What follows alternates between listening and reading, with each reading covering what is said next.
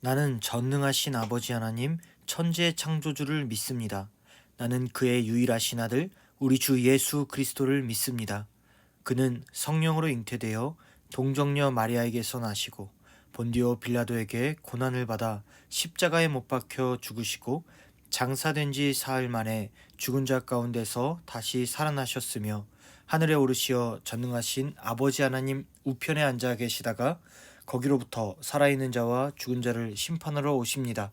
나는 성령을 믿으며 거룩한 공교회와 성도의 교제와 죄를 용서받는 것과 몸의 부활과 영생을 믿습니다. 아멘.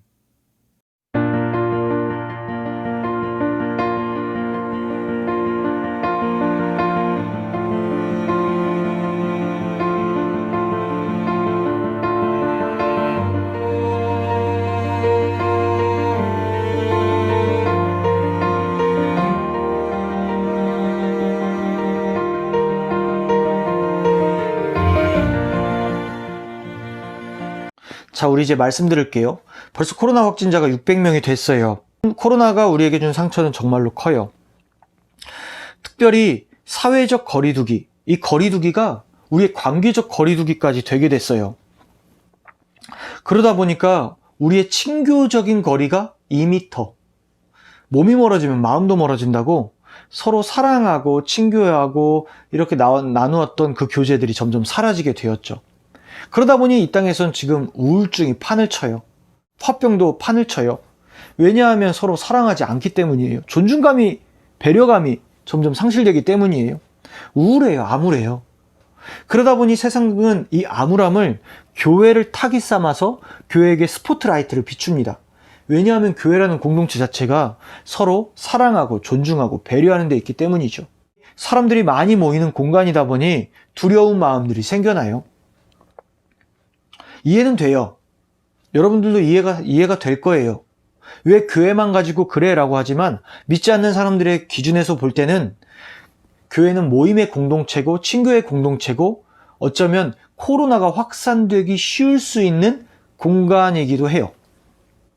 우리가 이거는 이해를 해줘야 돼요. 하지만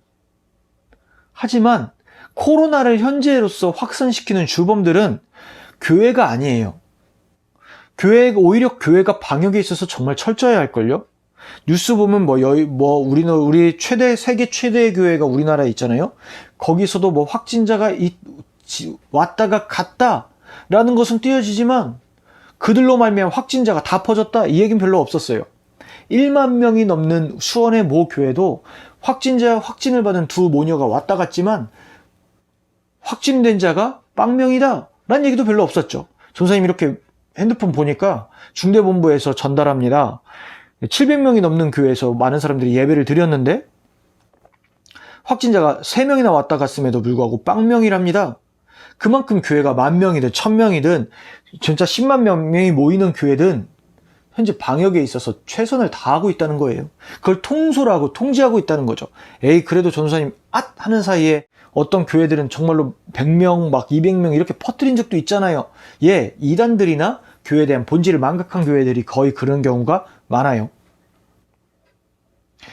현재 어떤 교회들이 이렇게 퍼졌다고 하는데 잘 보면요, 꼭 문제가 있었던 교회들이에요. 하나님 사랑, 영혼 사랑의 본질을 망각하고 종교 집단으로 전락해버린 교회가 참 대다수였죠. 할로윈 이후에 갑자기 더욱더 급증하게 됐죠. 사람들은 알아요. 음주 문화, 쾌락 문화, 이것들이 코로나로 퍼진 절대적인 주범인 걸 알아요. 그러나 방역에 있어서 정말 열심히 하는 교회의 노력보다는 현재에 있어서 코로나로 퍼지는 이 위협이 더 두려운 거예요. 이해는 하지만 그렇다고 우리가 움츠려들면 안 돼요. 전도사님이 왜 이야기를 하냐면 코로나로 인해서 현재 세상이 우리를 바라보는 시각이 곱지가 않아요. 10대 청소년들과 초등학생들 중에는 교회 다니는 이유로 왕따 당하는 친구들도 간혹 있대요. 직장인들은 너 교회 갔다 왔어? 하고 혼을 난대요. 신앙인들은 살아간다는 게 결단과 용기가 필요한 시대인 거예요. 그러나 전도사님이 서두에 언급한 것처럼 교회는 천재 빛과 소금의 역할로 충실히 하고 있고 본질을 가지고 예수님 사랑, 하나님 사랑, 영혼 사랑, 이걸 가지고 최선을 다해서 살아가고 있어요. 어떻게 하면 맡겨진 주어진 성도들이 우울하지 않고 기쁨으로 나아갈까? 여기에 대해서 고민을 하고 있죠. 세상이 요구하는 것은, 정말로 세상이 현재로서 요구하는 건 어떤 것이냐면 방역을 지키지 못한다, 뭐한다, 그런 두려움이 아니에요. 세상이 교회를 욕하는 것을 자세히 들여다보면요, 예수가 주가 아님을 고백하기를 원해요. 왜 예수님만이 주인이 되냐 이거예요. 왜 여호와 하나님만이 우리의 신이냐 이거예요. 이게 세상 사람들의 불만이요, 세상 사람들이 교회를 핍박하는 이유 중에 하나입니다. 세상 사람들은 정의와 공의를 지키지 않는다고 교회를 욕합니다. 그러나 현재 우리의 삶 속에서 그래도 교회 다니는 사람들이 선량하고요, 그래도 교회 다니는 사람들이 어떻게든 하나님의 의를 위해 나아가고 있고요, 그래도 교회 다니는 사람들이, 현재 교회들이 이 땅의 빛과 소금으로서 복지의 사각지대에 숨어들어서 이 땅의 가난한 자, 연약한 자, 소외된 자들에 위해서 최선을 다한다는, 세상 사람들에겐 불편한, 그러나 하나님께는 영광이 되는 놀라운 일인 거죠. 그래서 여러분들, 전도사님 말하고 싶어요. 기죽으면 안 돼요. 세상이 말하는 방역의 기준, 세상이 말하는 상식의 기준은 우리가 지키되, 그들이 말하는 본질적인 미움에 대해서 우리가 두려워하거나 움츠러들면 안 돼요. 오늘에 나오는 본문이 우리에게 주는 말씀과 똑같습니다. 마리아가 예수님을 이제 곧 해산할 때가 됐어요. 그런데 아무리 유다 땅에서 아무리 이렇게 문을 두들겨도 예수님을 낳을 자리가 없는 거예요. 그 당시 시대에는 아구스도가 천하에 있는 모든 사람을 호적하라고 해서 자신의 고향으로 들어갑니다. 본적으로 들어가요. 당연히 요셉의 주변에는 친척들이 있어요. 왜냐하면 유다 땅, 베들레헴, 왕들이 살았던 곳, 그 본족에서 이렇게 요셉이 주변에서 이렇게 돌아가는데 아무도 문을 열어주지 않는 거예요. 주변의 친척들도 마찬가지인 거죠. 왜 그럴까? 그들의 입장에서는 마리아와 요셉이 혼전 임신했다라는 거죠.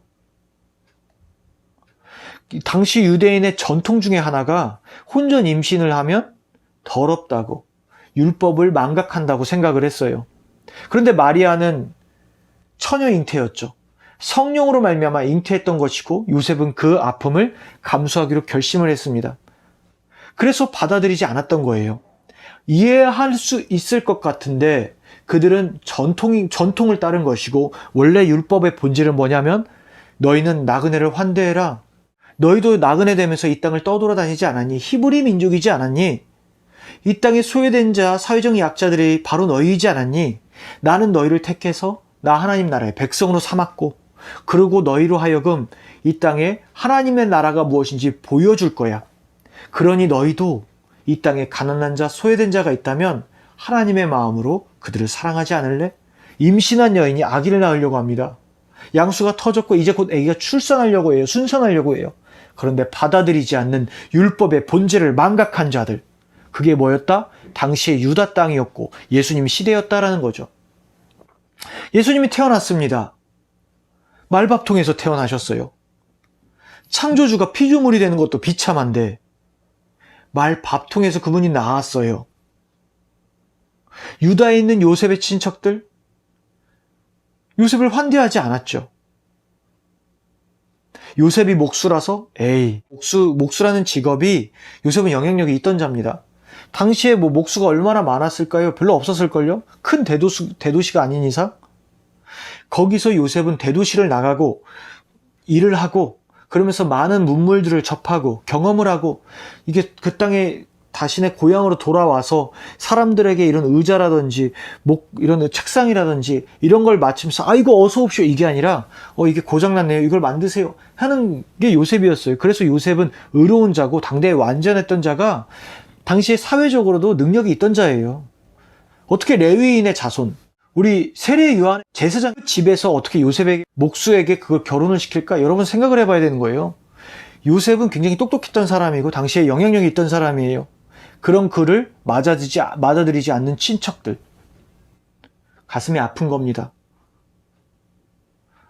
오히려 예수님을 맞이했던 거는 동방의 박사들, 유대인들이 싫어했던 이방인들이었어요. 그들뿐만 아니라 당시에 있던 가장 비천하고 피해야 되는, 기피해야 될 노숙자와 같은 존재, 사회적으로 문제를 일으키지 않을까 두려워하는 목자들, 냄새났고 더러운 자들, 그 목자들이 예수님을 오히려 맞이합니다. 자기 땅에 오는데 자기의 백성이 영접치 않은 인류의 구원자 예수를 맞이하는 자들은 자기 백성들이 아니라, 유다 민족들이 아니라 이방인, 당시의 천하디 천한 목자들이었던 거예요.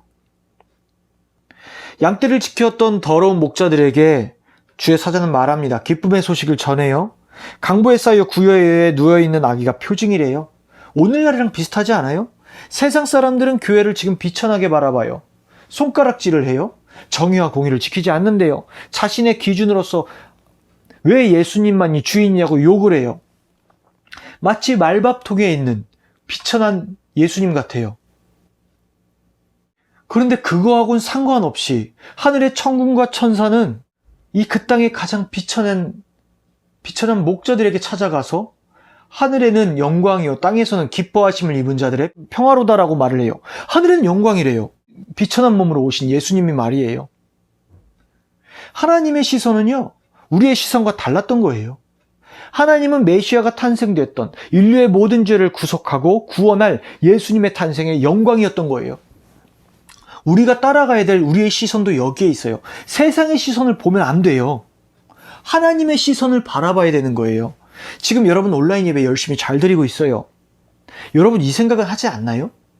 지금까지 우리가 우리의 자이든 타이든 어쩌면 분위기에 휩쓸려서 예배를 드린 적도 많아요. 친구 만나려고 드린 적도 많아요. 그런데 여러분들이 지금 온라인 예배를 드리는 그 순간은 어떤 거예요? 친구도 아니에요. 분위기에 휩쓸리는 것도 아니에요. 부모님을 따라서도 아니에요. 내 마음, 내 의지와 내 결단으로 하나님께 온전히 영광 돌리고 있는 거예요. 놀라운 사실이죠. 알곡과 쭉정이를 구분하고 현재로서 하나님을 사랑하지 못하는 내 마음도 발견하고 무엇보다 분위기에 휩쓸려서 하나님께 영광 돌리는 것이 아니라 내 마음과 내 사랑과 내 결단을 가지고 하나님께 예배를 드리는 여러분들의 모습이 어쩌면 하나님께 더욱더 큰 영광이 된다는 사실입니다. 우리의 시선과 세상의 시선, 하나님의 시선이 다른 거죠. 하나님은 더 높게 보세요. 코로나 시대 때 지금 현재 우울감이 넘쳐나죠. 그러면서 하나님은 여러분들에게 바라고 있는 거예요. 너희는 나의 택하심을 입은 기뻐하는 자들이다. 평화를 누리지 않겠는가? 그분은 말씀하신 거예요. 그래서 그때 당시에 가장 비참했던 목자들이 예수님을 경배할 수 있었던 거예요. 그들은 달려갑니다. 오늘날 너희에게 다윗의 자손이 나타났다. 메시아가 나타났다. 그들은 달려가서 하나님 예수님께 경배합니다. 하나님의 기뻐하심을 입은 자들, 부귀의 천하나 비천의 천하나 상관없이 하나님께 영광 돌릴 마음의 준비가 된 자들을 하나님은 받아주셨던 거예요. 여호와 샬롬의 평화를 내려주셨던 거예요. 여러분, 오늘날 코로나 시대가 됐어요. 교회 사람들은 교회에 손가락질하면서 성탄절 준비하지 말래요. 그걸 보면서 여러분들은 예수님 맞이하는 준비하면 안 되나? 이렇게 생각할 거예요. 그런데 우리의 마음은요. 현재 우리가 삶에서는 어쩌면 모이지 못해서 성탄의 준비와 친교의 교제로 사랑을 나누는 것, 행동은 할 수 없지만 우리의 마음은요. 예수님은 여러분을 구원하기 위해서 이 땅에 오셨습니다. 그리고 여러분은 예수님을 믿음으로 말미암아 이 세상에 속한 자가 아니라 하늘의 기쁨을 맛보는 하늘의 아들과 땅들이 됐어요. 하나님의 아들과 딸들이 된 거예요.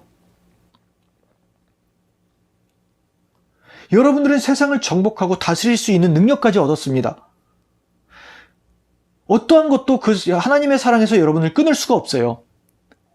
우울함, 답답함, 세상적 기준으로 바라봤을 땐 그렇죠. 그러나 나를 사랑하시는 하나님의 눈으로 나를 바라보면 나는 그것을 오히려 기회로 여기고 당당히 나아갈 수 있는 능력을 얻을 수 있다는 사실이죠. 사랑하는 우리 학생들, 내 눈과 세상의 눈과 하나님의 눈은 다릅니다. 하나님은 어쩌면 이 코로나 시대 때 많은 사람들의 병들이 있지만 그것에서 정말로 참되게 신령으로 진정으로 예배드리는 자를 찾으시는 걸지도 모릅니다. 아니, 지금도 찾고 있듯이 찾고 계십니다. 또한 두 번째, 우리의 결단으로 하여금 하늘 상급을 하나님은 여러분들에게 주기를 원하십니다. 그리고 마지막 세 번째,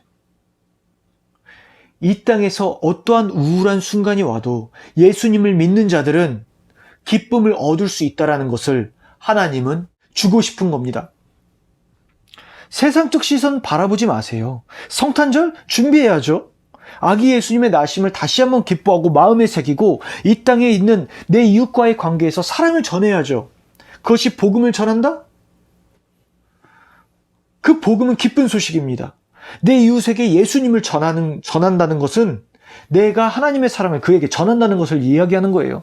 단순히 예수님 믿으세요 이것뿐만 아니라 하나님의 사랑으로 그를 섬겨주는 거예요. 그리고 하나님의 때가 왔을 때 그에게 예수님을 믿으세요라고 할 수 있는 결정적인 요소 또한 받을 수 있는 거죠. 사랑하는 우리 학생들, 예수님이 오셨대요. 여러분들이 현재 가지고 있는 우울감과 절망감과 좌절감과 세상에 속한 아픔을 대속하고 구원해 주시기 위해 오셨대요. 우리 너무 잊고 사는 거 아닐까요? 예수님이 하나님이라는 걸 말이에요. 예수님의 뜻은요, 그리스 로마식으로는 예수지만 히브리 언어로 바꿔서 보면 여호수아예요. 그 땅의 구원자란 뜻이에요. 구원자이신 예수님을 우리 다시 한번 맞이합시다. 본질이에요, 본질. 내 이웃과의 관계, 옆에 이제 내 교회 사람들 안 만나서 어색해요? 에이, SNS로도 충분히 기도할 수 있는데, 그를 위해 기도할 수 있는데, 사랑할 수 있는데, 에이, 이 땅에서 코로나 때문에 우울해져요. 코로나가 너무나 힘들어요. 에이, 기도할 수 있는데. 기도로서 하나님께서 하늘의 능력과 하늘의 길을 열어주시는데, 사방에 애워싸움을 당해도 하나님이 길을 열어주시니 하늘의 능력을 가지고 나아갈 수 있는데, 사랑하는 학생들, 예수 믿으세요. 예수님 믿으세요. 예수님은 여러분들의 구원자고 여러분들을 살리시는 분이에요. 다시 한번 그 예수님을 맞이합시다. 본질로 나아갑시다. 본질로. 우리 다시 한번 성탄절에 예수님을 맞이할 준비를 하고 다시 한번 나의 죄를 구속하고 대속하고 해결해 주시는, 나의 문제를 해결해 주시는 하나님을 바라보고 기뻐합시다. 땅 아래에선 기뻐하심을 입은 자들의 평화로다. 우리 그런 예수님을 맞이하며 같이 찬양하며 또 기도할게요.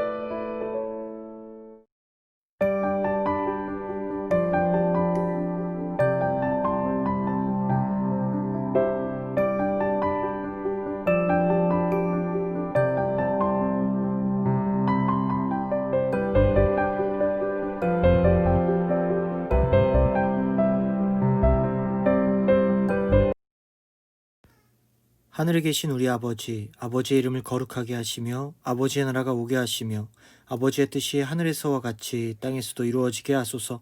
오늘 우리에게 일용할 양식을 주시고 우리가 우리에게 잘못한 사람을 용서하여 준 것 같이 우리 죄를 용서하여 주시고 우리를 시험에 빠지지 않게 하시고 악에서 구하소서. 나라와 권능과 영광이 영원히 아버지의 것입니다. 아멘.